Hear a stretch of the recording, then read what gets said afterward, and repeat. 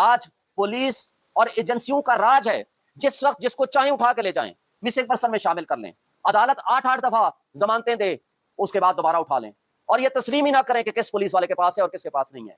पाकिस्तान से बाहर बैठे हुए हमारे पाकिस्तानी भाई जिनके पास फॉरेन रिजर्व भी मौजूद है कि वो लेके आ सकते हैं हमारे पास, वो पैसा अपना क्यों ले आकर इन्वेस्ट करेंगे जब उनको यकीन नहीं होगा कि किसी भी दिन हम उठाए जाएंगे, किसी भी दिन हम गायब कर दिए जाएंगे, कोई भी पुलिस वाला हमें उठा के ले जाएगा और कोई अदालत सुनवाई भी देगी और इंसाफ भी देगी, जमानत भी देगी, तो कोई गारंटी नहीं कि वो लॉ एनफोर्समेंट एजेंसीज हमें छोड़ देंगे।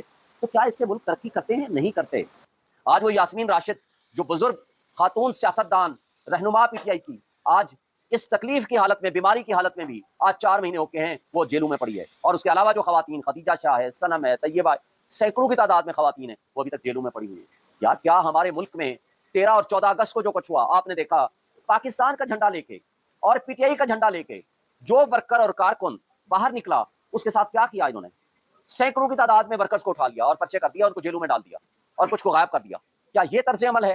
क्या इसको हम सियासत कहेंगे? क्या इनको केयर टेकर सेटअप कहेंगे? और ये केयर टेकर सेटअप सिवाय इलेक्शन के इनको कोई और काम नहीं कर सकते, और इलेक्शन कमीशन सिवाय इलेक्शन के उसका कोई काम नहीं है। लेकिन अफसोस की बात यह है कि ये केयर टेकर वाले और इलेक्शन कमीशन इलेक्शन कराने के अलावा सब कुछ कर रहे हैं। ये काबिल अफसोस बात है और इसको किसने ठीक करना है? और आज जो दहशतगर्दी अपने उरूज पे है वो क्यों है? इसलिए कि कानून को अमल दरामद करने वाले और लॉ एनफोर्समेंट एजेंसीज के पास तो सिर्फ एक ही टाइम उनको टारगेट दिया गया है कि आपने पीटीआई को क्रश करना है, पीटीआई के वर्कर्स को उठाना है, उनको जेलों में बंद करना है। टोटल उनका काम यही है। तो फिर दहशतगर्दी जिस तरह हमारे मुल्क में अपना इतना उरूज पे पहुंची हुई है, उसको कौन कंट्रोल करेगा? क्या ये तर्ज अमल ये है हमारे मुल्क में हमारी रियासत को मजबूत करने वाला? देखें, इन मसाइल का हल पॉलिटिकल स्टेबिलिटी में है, आएगी। पॉलिटिकल स्टेबिलिटी आप फ्री एंड फेयर इलेक्शन से आएगी। पॉलिटिकल स्टेबिलिटी आप इस जबर और खौफ की फिजा में इलेक्शन कैसे कराएंगे? नहीं करा सकते। इस जबर और खौफ की फिजा में अगर इलेक्शन होगा तो उसकी शफाफियत पे कौन यकीन करेगा? और अगर ऐसा इलेक्शन होगा जो मुल्क को मजीद दलदल में धकेल देगा, तो मुझे बताएं कि ये कौन सा हम रियासत की खिदमत कर रहे हैं? हम रियासत, और रियासत क्या है? रियासत की अवाम इसके मालिक हैं। अवाम ने फैसला करना है आइन के मुताबिक कि हमारे उमूर ममलिकत हमारे मुंतखब नुमाइंदे चलाएंगे।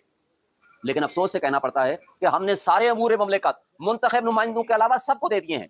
तो ये काबिल अफसोस बात है, ये आइन की खिलाफ वर्जी है, ये कानून की खिलाफ वर्जी है, ये बुनियादी हुकूक की मुअत्तली है जो हम सब का बुनियादी हक है कि हम जिसको वोट दें वो हमारा नुमाइंदा हो, वो अपनी हुकूमत हमारे वोट से वो चलाए ताकि हमारे मफादात का वो सौदा ना करे।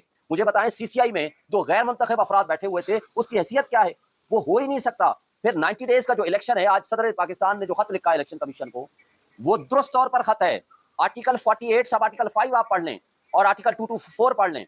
जब इलेक्शन में, जब नेशनल असेंबली डिसॉल्व हो जाएगी तो 90 डेज में इलेक्शन होगा, दूसरी कोई रीजन नहीं है।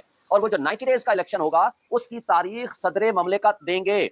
और सदर, जब आइन सदर को पावर देता है तो इलेक्शन एक्ट में की जाने वाली तरमीम की कोई लीगल वैल्यू नहीं है, क्योंकि सुप्रीम कानून जो होता है वो आइन होता है। इलेक्शन लॉ या कोई और कानून उसके ताबे होता है, तो लिहाजा ताबे जो है वो सुप्रीम नहीं बन सकता। हमारे यहाँ अफसोस की बात है, उल्टी गंगा बह रही है। और इन सारी चीजों के ऊपर हम सब ने, और जो आज आपके सामने जो मीडिया के ऊपर कदगन और पाबंदियां हैं, ये किस कानून के? हम तो समझते थे कि वो फाशिस्ट हुकूमत लगा कर गई है, अब वो तो चली गई है। और हम जब कैमरा से पूछते हैं कि भाई वो आप चेयरमैन पीटीआई का नाम नहीं ले सकते, उसकी तस्वीर नहीं चला सकते, उसकी खबर नहीं चला सकते, और आपने उसके खिलाफ भी बोलना हो तो नहीं चला सकते, तो ये किसका हुक्म है? तो आज भी हमें हर मीडिया चैनल वाला कहता है आपको खुद पता होना चाहिए, और कोई पता नहीं। ये जबर और खौफ की फिजा कैसे सस्टेन कर सकेगी? आज इमरान रियाज को आपने 100 दिन से जायद हो गए हैं, एक इंडिपेंडेंट साफी है, भाई आप उससे इख्तलाफ कर सकते हो, उसके नजरियात से इख्तलाफ कर सकते हो, वो आपका हक है।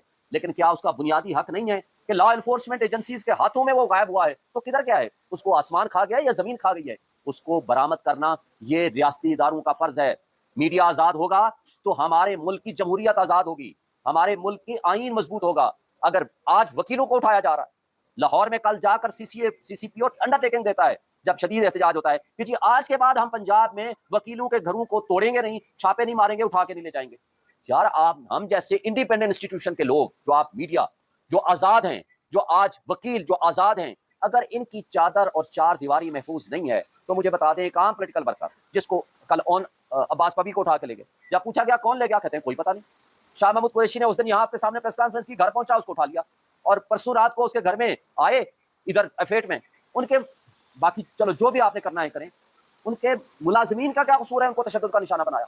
शदीद तशद्दुद का निशाना बनाया और चले गए, पूरे घर को उलट पुलट किया, जो कुछ उठाना था, जो दिल में आया उठा के ले गए। यार हमारे मुल्क में और कोई वारंट ऑफ अरेस्ट नहीं, कोई पता नहीं कौन है, किस तरह आए हैं, कैसे आए हैं।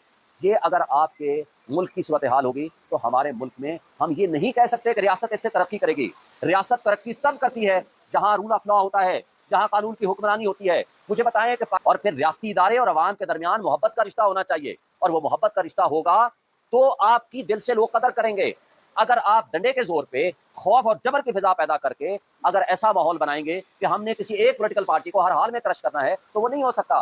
कल इंशाल्लाह मैं पीटीआई की तरफ से ये सीसीआई के फैसले के खिलाफ और 90 डेज में इलेक्शन कराने के लिए एक पिटीशन फाइल करूंगा, कॉन्स्टिट्यूशन पिटीशन। वो आईनी पिटीशन इंशाल्लाह सुप्रीम कोर्ट में कल फाइल होगी, और हम ये तवक्को रखते हैं सुप्रीम कोर्ट से कि जो आइन का तकाजा है कि 90 डेज में इलेक्शन होने चाहिए, फ्री एंड फेयर इलेक्शन, ये सुप्रीम कोर्ट में आइन के तहफ़्फ़ुज़ की कसम उठाई है, इसके मुताबिक इलेक्शन होने चाहिए। इस बात को वो इंश्योर करें ताकि इसमें इबहम जो है वो दूर होना चाहिए। और उसके अलावा